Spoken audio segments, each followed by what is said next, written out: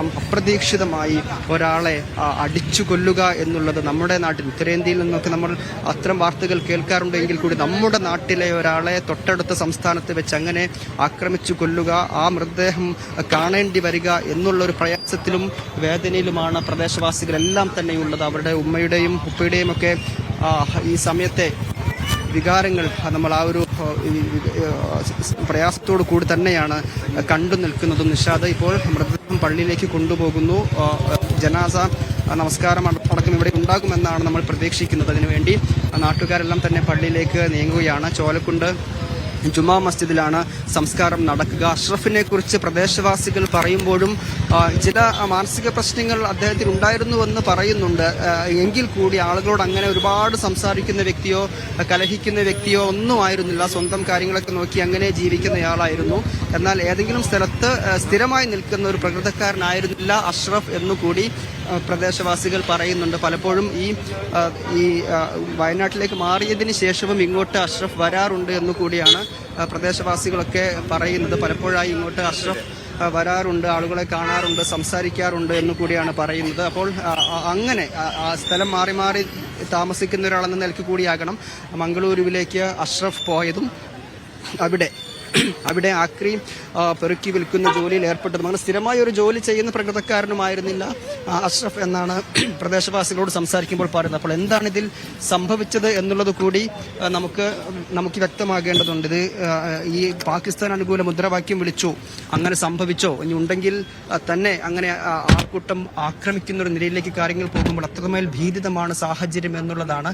മലപ്പുറം പോലെ ഈ പറപ്പൂർ പോലെയുള്ള ഈ ഗ്രാമത്തിൽ നിന്നുള്ള ആളുകൾക്ക് തങ്ങളുടെ നാട്ടുകാരനെ ആ നിലയ്ക്ക് മർദ്ദിച്ചവശനാക്കി കൊന്നുകളയുന്ന ആ ഒരു വാർത്ത അത് കേൾക്കാൻ കഴിയുന്നതിലും കേട്ടു നിൽക്കാൻ കഴിയുന്നതിലും അപ്പുറമാണ് എന്നുള്ളതാണ്. ഇപ്പോൾ മൃതദേഹം പള്ളിയിലേക്ക് കൊണ്ടുപോയിട്ടുണ്ട്. ഇപ്പോൾ പൊതുദർശനത്തിന് വെച്ചിരുന്ന സ്ഥലത്ത് നിന്ന് 1 കിലോമീറ്ററിനുള്ളിൽ തന്നെയാണ് പള്ളിയുള്ളത്. അങ്ങോട്ടാണ് മൃതദേഹം കൊണ്ടുപോയിട്ടുള്ളത്. പ്രദേശവാസികളാകെ തന്നെ ഈ സംസ്കാര ചടങ്ങുകൾക്ക് സാക്ഷിയാകാൻ വേണ്ടി കൂടി അങ്ങോട്ട് പോയിക്കൊണ്ടിരിക്കുകയാണ്. ഈ വയനാട് പുൽപ്പള്ളിയിലാണ്. ഇപ്പോൾ ഈ നാട്ടിലായിരുന്നു അവർ താമസമെങ്കിൽ കൂടി ഈ നാടുമായി ഇപ്പോൾ വലിയ ബന്ധം അവർക്കില്ല എന്നുള്ളത് കൂടി നമ്മൾ പ്രത്യേകമായി പറയേണ്ടതുണ്ട്. അപ്പോൾ പോലും അഷ്റഫ് ഇടയ്ക്കിടയ്ക്ക് ഇങ്ങോട്ട് വരാറുണ്ട് എന്നുകൂടി നാട്ടുകാർ പറയുന്നുണ്ട്. അങ്ങനെ പല സ്ഥലങ്ങളിലായി പലപ്പോഴായി താമസിക്കുകയും പല ജോലികൾ ചെയ്യുകയും ചെയ്യുന്ന ആളായിരുന്നു അഷ്റഫ്. അപ്പോൾ തന്നെ ഏതെങ്കിലും തരത്തിൽ ആളുകളോട് അങ്ങനെ ഒരുപാട് ഇടപഴകുന്ന ഒരു പ്രകൃതക്കാരനായിരുന്നില്ല, കൂടുതൽ സംസാരിക്കുന്ന പ്രകൃതക്കാരനുമായിരുന്നില്ല എന്നും പറയുന്നുണ്ട്. പല ജോലികൾ ഇപ്പോൾ മംഗളൂരുവിൽ ആക്രി കച്ചവടം ചെയ്ത് ജീവിക്കുന്നയാളായിരുന്നു എന്നാണ് നമുക്ക് അവിടെ നിന്ന് ലഭിക്കുന്ന വിവരം. അപ്പോൾ പല സ്ഥലങ്ങളിലായി പല ജോലികൾ ചെയ്ത് ജീവിക്കുന്ന അഷ്റഫ് ഇങ്ങോട്ട് വരികയും ആളുകളോട് സംസാരിക്കുകയും ഒക്കെ ചെയ്യാറുണ്ടെങ്കിൽ കൂടി ഈ തരത്തിൽ ഇപ്പോൾ ആരോപിക്കപ്പെടുന്ന തരത്തിലൊക്കെ അഷ്റഫ് പെരുമാറുമോ എന്നുള്ള കാര്യത്തിലും പ്രദേശവാസികൾ സംശയം പ്രകടിപ്പിക്കുന്നുണ്ട്. സ്വന്തം കാര്യം നോക്കി അങ്ങനെ ജീവിക്കുന്നയാളായിരുന്നു. 38 വയസ്സാണ് അഷ്റഫിനുള്ളത്. വിവാഹം കഴിയുകയോ മറ്റു കുടുംബം ആ തരത്തിലുള്ള കുടുംബമൊന്നും അഷ്റഫിനില്ല. ഉപ്പ ഉമ്മ 5 മക്കളാണ് അഷ്റഫിന്റെ കുടുംബത്തിൽ. അഷ്റഫിന്റെ സഹോദരൻ ഉൾപ്പെടെ 5 പേരാണ് അവരുള്ളത്. ഇതിൽ പുൽപ്പള്ളിയിൽ താമസിക്കുന്ന ഉപ്പയും ഉമ്മയും സഹോദരങ്ങളും ഉൾപ്പെടെയുള്ളവർ ഇവിടേക്ക് ഇപ്പോൾ വന്നിട്ടുമുണ്ട്. മൃതദേഹം ഇപ്പോൾ ചോലക്കുണ്ട് ജുമാ മസ്ജിദിൽ എത്തിച്ചിരിക്കുകയാണ്.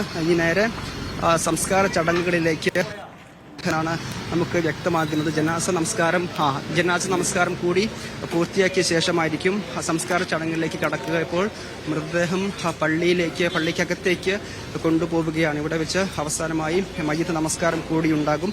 അതിനുശേഷമാണ് ചോലക്കുണ്ട് ഇപ്പോൾ മൃതദേഹം എത്തിച്ച പള്ളിയിലെ ഖബർസ്ഥാനിൽ മൃതദേഹം ഖബറടക്കുക. വർഷങ്ങളായി വയനാട്ടിലാണ് താമസമെങ്കിൽ കൂടി ഇവരുടെ കുടുംബം പള്ളി ഇവിടെയാണ്, മഹല്ല് പള്ളി ഇവിടെയാണ്.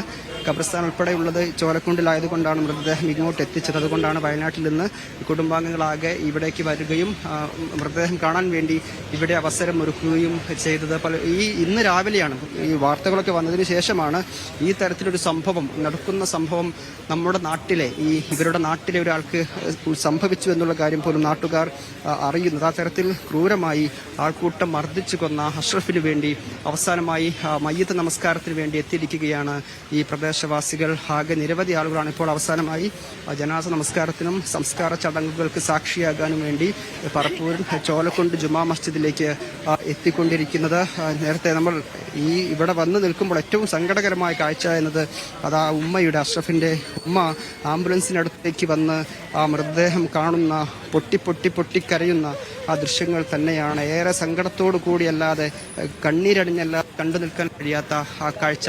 അതായത് അകാലത്തിലുള്ള മരണങ്ങൾ പല രക്ഷിതാക്കളും ഒക്കെ നേരിടേണ്ടി വരാറുണ്ട് എങ്കിൽ കൂടി ആളുകൾ അടിച്ചു കൊന്നു എന്നുള്ളത് എങ്ങനെയാണ് ഒരു ഉമ്മയ്ക്ക് സഹിക്കാനാവുക, ഉൾക്കൊള്ളാനാവുക എന്നുള്ള ചോദ്യമുണ്ടല്ലോ.